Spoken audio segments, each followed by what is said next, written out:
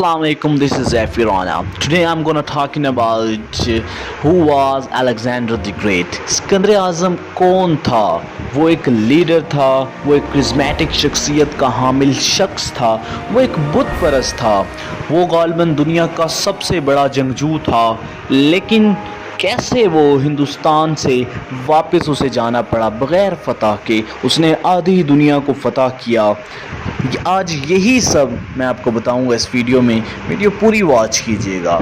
दुनिया एक कदीम का अजीम फ़ातिह सिकंदर आज़म मकदूनिया या मैसेडोनिया के दारुल खिलाफा पेला में 356 क़ब्ल अज़ मसीह में पैदा हुआ।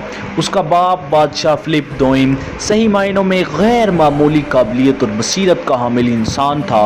वो यूरोप के मशरिक़ में वसी और अरीज़ ईरानी सल्तनत पर हमले की तैयारियाँ करने लगा। 336 क़ब्ल मसीह में जब इस योरिश का आगाज़ हुआ, फ़कत 46 बरस की उम्र में फ़िलिप को कत्ल कर दिया गया। बाप की मौत के वक्त सिकंदर की उम्र 20 बरस थी, ताहम वो किसी दुश्वारी के बगैर उसकी जगह तख्ते इक़्तिदार पर विराजमान हुआ। फ़िलिप ने अपने बेटे की जानशीनी के लिए राहें हमवार कर दी थी और नौजवान सिकंदर को आला अस्करी व फ़ौजी तरबियत से लैस किया था। उसकी ज़हनी तरबियत का भी फ़िलिप ने खातिर ख्वाह एहतमाम किया था। अजीम आलिम अरस्तू को उसका अतालीक या उस्ताद मुकर्रर किया गया था, जो दुनियाए कदीम का सबसे अजीम साइंसदान और फ़लसफ़ी था। यूनान और शुमाली इलाका जात में जिन्हें फ़िलिप ने फ़तह किया था, लोगों ने फ़िलिप की मौत को इस ज़ेरदस्ती का चोगा सर से उतार फेंकने का एक बेहतरीन मौका जाना और बगावत कर दी। ताहम तख्त नशीन होने के 2 बरस बाद ही सिकंदर ने दोनों इलाकों को फिर से फ़तह कर लिया। बाद अज़ां वो ईरान की तरफ मुड़ा। 200 सालों से ईरानियों ने एक वसी इलाके पर जो बहरे रूम से हिंदुस्तान तक मुहीत था, एक अजीम शान सल्तनत कायम कर रखी थी। अगरचे ईरानी सल्तनत को अब माजी जैसा अरूज हासिल नहीं रहा था, लेकिन हनोज ये नाकाबिले तस्खीर हरीफ था। दुनिया की वसी तरीन, ताकतवर तरीन और अमीर तरीन सल्तनत। 334 क़ब्ल अज़ मसीह में सिकंदर ईरान पर हमलावर हुआ। उसे अपनी फ़ौज का कुछ हिस्सा मैसेडोनिया या मकदूनिया में इंतज़ाम और उसके दिफा के लिए छोड़ना पड़ा, जिसके बाद सिर्फ 35,000 फ़ौजियों का दस्ता उसके पास बाकी बचा, जिसके साथ वो ईरान पर हमला आवर हुआ। ईरानी फ़ौजों के मुकाबले में ये नहायत कम फ़ौज थी। इस कमी के बावजूद सिकंदर ईरानी फ़ौजों को पे दर पे शिकस्त देता चला गया। उसकी कामयाबी की 3 वजूहात थी। अव्वल, फ़िलिप की तैयार करदा फ़ौज ईरानी फ़ौजों से कहीं ज़्यादा तरबियत याफ्ता और मुनज़्ज़म थी। दोम, सिकंदर एक गैर मामूली अहलियत का सिपा सालार था, गालिबन तारीख़ का सबसे बड़ा जंगजू।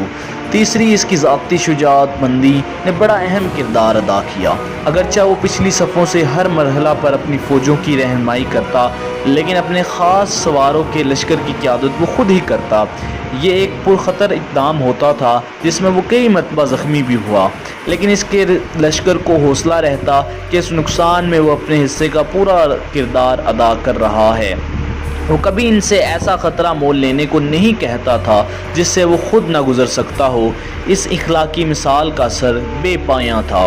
सिकंदर अपने सालारों के साथ पहले एशियाई कोचक में दाखिल हुआ, या एशियाई माइनर जिसे कहते हैं, वहाँ दाखिल हुआ और वहाँ मौजूद ईरानी फ़ौजों को शिकस्त फाश थी। फिर वो शुमाली शाम की तरफ मुड़ा। वहाँ आइसिस के मुकाम पर इसने भारी ईरानी फ़ौजी जमीयत को मात दी। वो मज़ीद आगे जनूब की तरफ गया, जहाँ 7 माह के दौरानिया के एक दुश्वार मुहासरे के बाद उसने मौजूदा लबनान के इलाके में टायर नामी फ़ोनशीन कौम के शहर को फ़तह किया। इस मुहासरे के दौरान इसे शाह ईरान की तरफ से एक पैगाम मौसूल हुआ कि वो अपनी निस्फ सल्तनत के बदले उससे अमन मुआहिदे कर ले। सिकंदर के एक सिपा सालार पारसीनियों को एक पेशकश काबिल कबूल मालूम हुई। उसने कहा, अगर मैं सिकंदर होता तो ये पेशकश कबूल कर लेता। हाँ, मैं भी कबूल कर लेता अगर मैं पारसीनियों होता, सिकंदर ने जवाब दिया। टायर की फ़तह के बाद सिकंदर ने जनूब की तरफ पेशकदमी जारी रखी। 2 माह के मुहासरे के बाद गज़ा पर कब्ज़ा किया। मिस्र पर किसी हमले के बगैर ही उसे फ़तह हासिल हुई। तब अपने दस्तों को आराम देने के लिए वो कुछ देर मिस्र में ठहरा। وہ صرف 24 برس کا تھا جب اس نے فرعون کا تاج پہنا اور خود کو ایک دیوتا قرار دیا۔ وہ اپنی فوجوں کے ساتھ ایشیا واپس آیا۔ 333 قبل مسیح میں آربیلا کی فیصلہ کن جنگ میں اس نے ایرانی فوج کو مکمل طور پر اکھاڑ پھینکا۔ اس فتح کے بعد وہ بابل کی طرف بڑھا اور ایرانی اہم شہروں سوسا اور پرسی پولیس سے گزرا۔ 330 قبل مسیح میں ایرانی بادشاہ ڈارلس سوئم کو اس کے اپنے افسروں نے قتل کر دیا تاکہ یہ سکندر کے سامنے ہتھیار پھینک کر اپنی جان بچا لے۔ تاہم سکندر نے ڈارلس کے جانشین کو شکست دے کر مار ڈالا۔ 3 سالوں پر محیط اس جنگ میں اس نے تمام مشرقی ایران پر قبضہ کیا اور وسط ایشیا میں داخل ہو گیا۔ تمام ایرانی سلطنت کو اپنا متی بنا کر سکندر اپنے آبائی وطن لوٹ سکتا تھا اور اپنی سلطنت کو منظم کر سکتا تھا، لیکن اس کی دنیا فتح کرنے کی حرص آسودہ نہیں ہوئی تھی۔ اس نے افغانستان کی طرف پیش قدمی جاری رکھی۔ وہاں سے وہ کوہ ہندو کش کے راستے ہندوستان میں داخل ہوا۔ مغربی ہندوستان میں اس نے متعدد فتوحات حاصل کی۔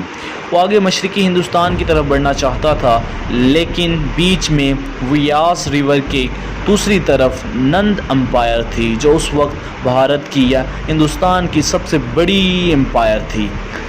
دوسری طرف سکندر اعظم تھا، جس کی فوج 40,000 پیدل اور 7,000 گھڑ سوار تھے۔ دوسری طرف نند امپائر جو کہ 20 لاکھ پیدل تھے، 80,000 گھڑ سوار اور 6,000 جن کے ہاتھی تھے۔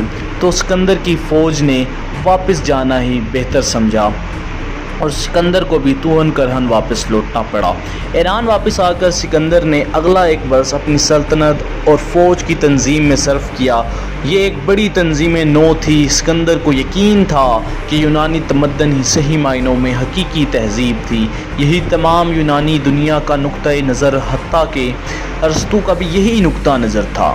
اس کے باوجود کہ وہ تمام ایرانی فوجوں کو مکمل شکست دے چکا تھا، سکندر کو احساس ہوا کہ ایرانی کسی طور پر وحشی قوم نہیں تھے، بلکہ انفرادی طور پر ایرانی بہت ذہین، قابل اور لائق احترام تھے جیسے یونانی تھے۔